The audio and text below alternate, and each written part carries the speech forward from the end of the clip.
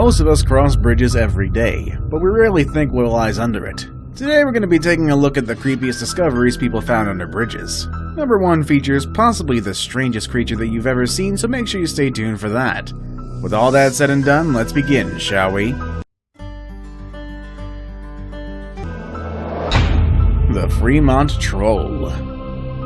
Before they inhabited the internet, trolls are mythological beings that originated from Norse and Scandinavian mythology. In Old Norse sources, they dwell in isolated rocks, mountains, or even caves and live together in small family units. When they started hanging out under bridges, I don't know. What I do know is that they are mischievous beings that are considered harmful to humans, just like their internet counterparts.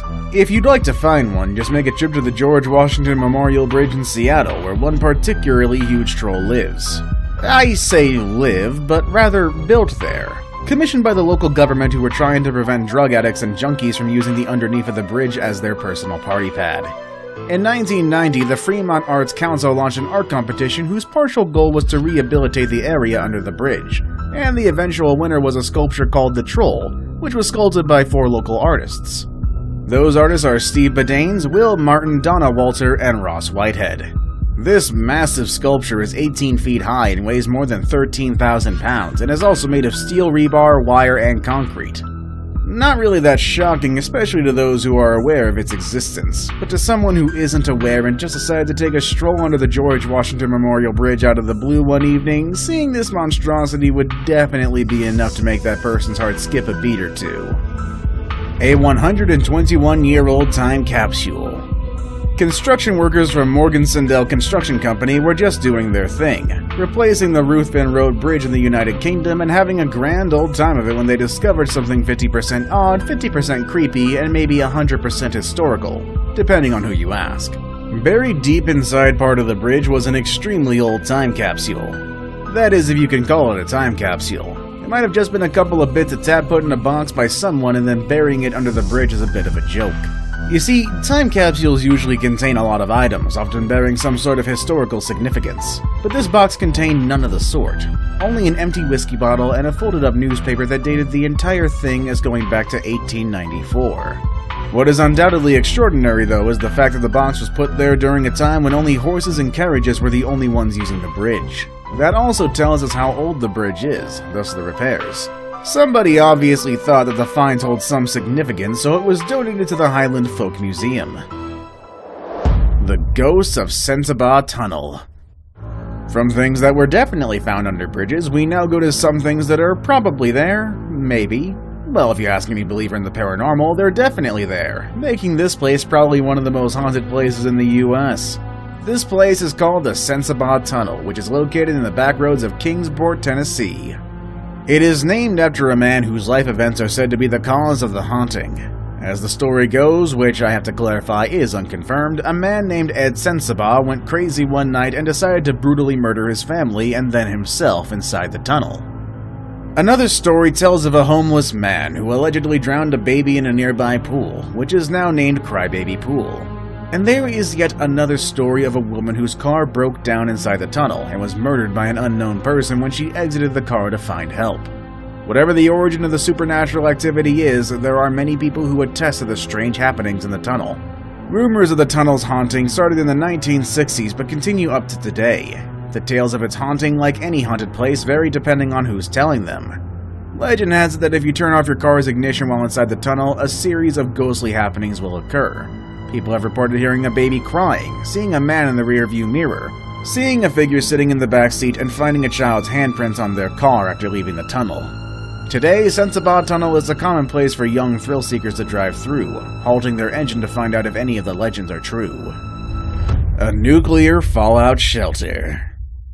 In 2006, a group of inspectors from the New York City Department of Transportation were on their usual rounds of bridge and tunnel inspections.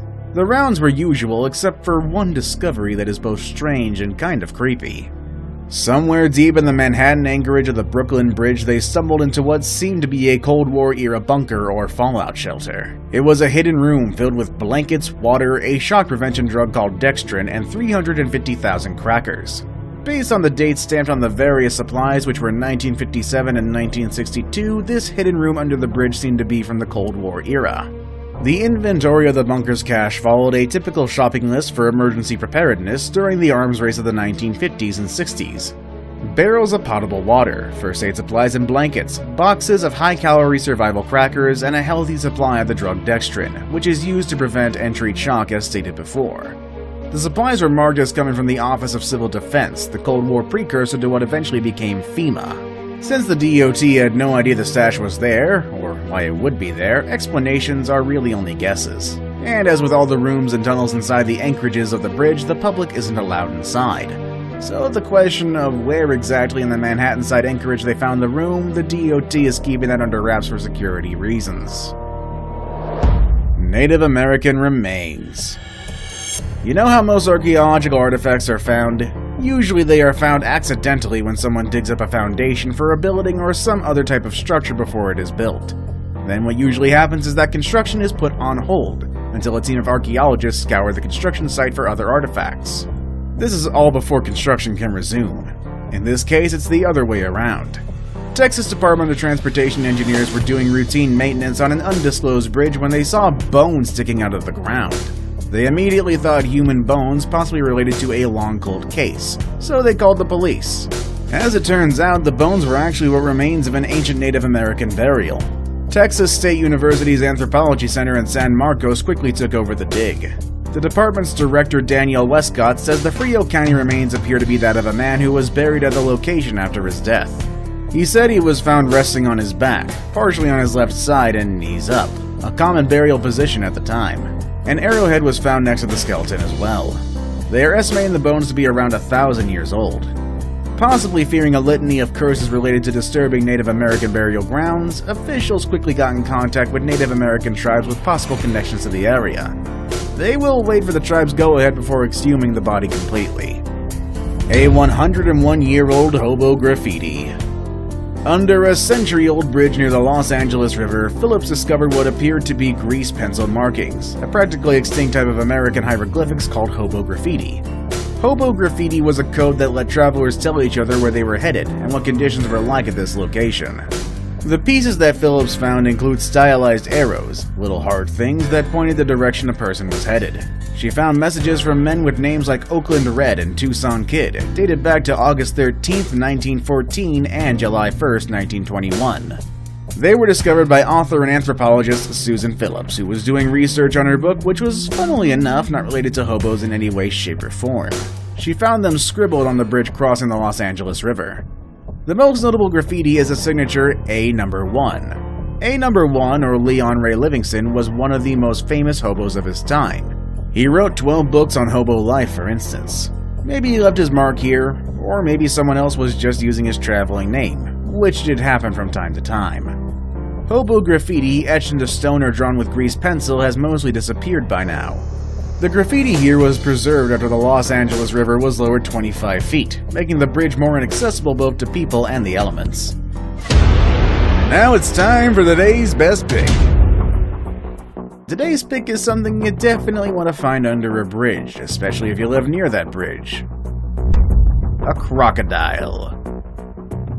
In this clip, you'll see a group of people crowding on a bridge, clearly interested in something happening below. Could it be someone is drowning and they are attempting a daring rescue? Well, I can tell you now, no, it's not as dramatic as that. Could they have found a real-life troll, finally confirming the existence of these mythical creatures? Again, no. The creature under this bridge is quite real, and when it bites you, the pain will be quite real as well. What's actually happening is that a few men are trying to catch a crocodile that was hanging out under the bridge. If the video is anything to go by, I'd say the croc is quite large. Obviously, these guys don't want a croc as large as this hanging out near their homes and bite someone, so I understand the urgency of them wanting it to be out of there. One thing though, you'd think they could have used thicker rope.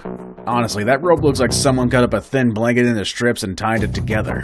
Also, Jamaica has quite a lot of crocs, so I bet there would be some sort of animal control agency that should be able to do this job safely and infinitely more quickly, so why didn't they call them? Anyways, I'm not sure whether these guys succeeded or the croc just swam away. In any case, don't try wrangling a croc by yourself. Please. Before we move on, I've got a little challenge for you that'll take 5 seconds to complete. So here's the deal. You just leave a like on this video, smash that subscribe button and hit the notification bell, and you will get 25 years of amazing luck. The East River Monster. If this dead, bloated carcass of an unknown creature looks familiar to you, you might have already seen photos of the Montauk Monster, which was incidentally also a dead, bloated carcass of an unknown creature. The only difference between the two was that they were found in different locations. The one that you're looking at was found under the Brooklyn Bridge. Denise Ginley was the one who found the strange creature lying on a strip of sand beside the East River, hence its name. It seems that the creature was washed on shore by the tide. The picture snapped by Ginley shows something that looks very much like an unusual animal, with a hairless body and beak and claw. It really looked like the Montauk Monster, which was also found washed up somewhere in New York, making people think that there are more of these strange creatures out there. Or it could just be a drowned dog that became so bloated all the hairs fell off, which is what I think. It's honestly a more plausible explanation. Unfortunately, further investigation of the animal will be impossible as city sanitation employees quickly dispose of the body. Have you seen anything strange under a bridge? Let us know in the comment section down below. Want to watch more videos about strange things?